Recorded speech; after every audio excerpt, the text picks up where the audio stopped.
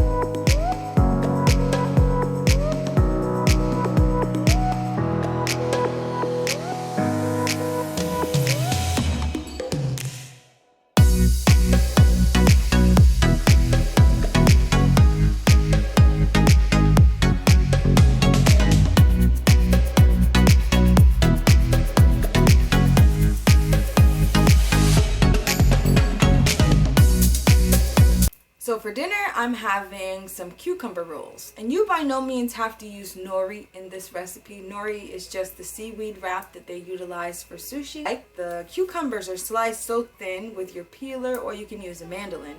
But they're sliced thin enough that you can utilize them as almost a sheet instead of utilizing the nori sheet. But I did use both just because I wanted that flavor. So these rolls were delicious.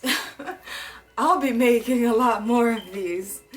They are so good. And then they're filling because I put the hemp seeds on them, which is optional, but I definitely recommend it. The hemp seeds don't have much of a flavor at all, but the texture is just amazing to me personally.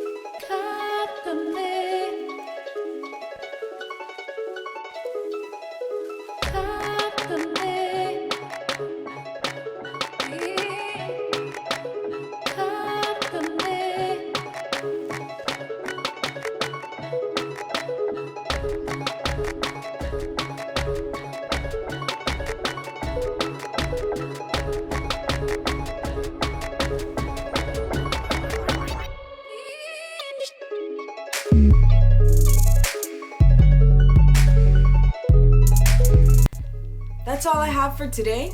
I hope you enjoyed the video, and I'll see you tomorrow with day number 5. Before you leave, make sure you go over and check out my Instagram account and go ahead and follow me on Instagram.